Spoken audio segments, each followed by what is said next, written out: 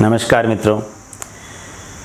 आजकल लोगों की जीवन शैली बदलते इस समय ने ऐसा मानते हैं कि समय की सीमा का निर्धारण और समय की काल गणना के हिसाब से 4 युगों में समय को वर्णित किया गया था।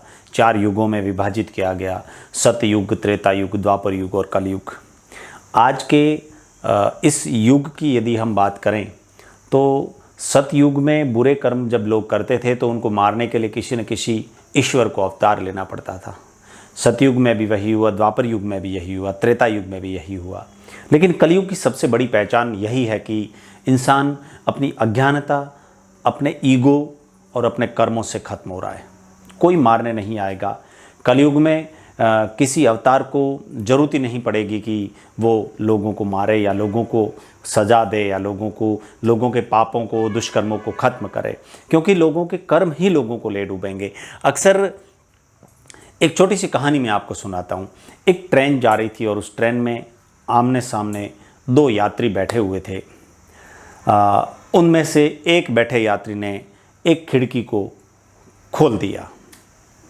दूसरा यात्री सामने बैठा था, उसने उसको बंद कर दिया।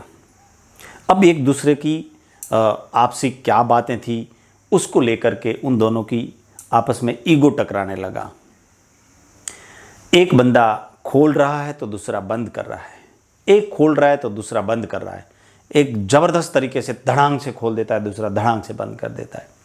यह खेल जब 5-6 बार हो गया, पास में खड़ा हुआ टीटी देखता है और आकर के उन दोनों से पूछता है कि भाई क्यों लड़ रहे हो आपस में।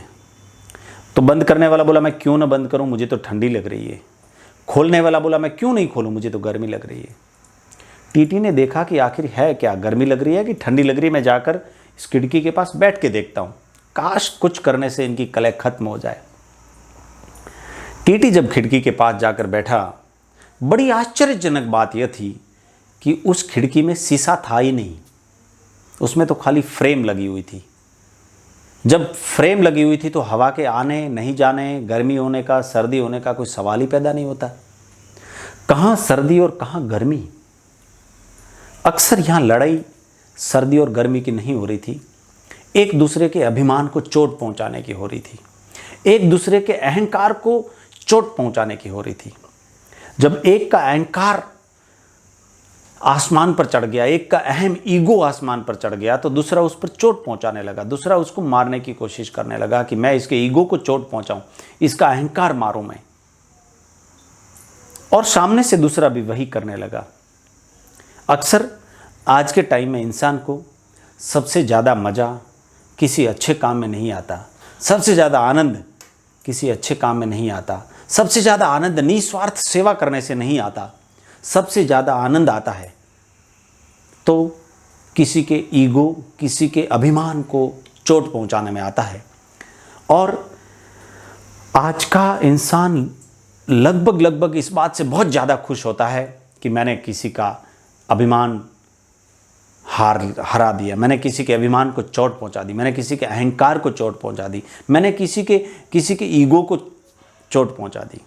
और किसी का ईगो मारकर, किसी का ईगो आपस में टकराकर, अभिमान को चोट करके, इस तरीके के कार्य करके आज का इंसान सोचता है कि मैंने कोई बहुत बड़ा गढ़ जीत लिया है, मैं बहुत बड़ा इंसान बन गया हूँ। लेकिन यदि हकीकत में जीवन के आदर्शों को, जीवन के मूल्यों को और इस छोटे से जीवन की असलियत को समझने की कोशिश करें तो यह सारी हरकतें एक अज्ञानी और मूर्ख इंसान की सबसे बड़ी निशानी है। अज्ञानता भरे, मूर्खता भरे कृत्यों के अलावा इन कृत्यों का कोई तुक नहीं है, कोई तोल नहीं है, कोई मोल नहीं है, कोई मूल्य नहीं है। धन्यवाद।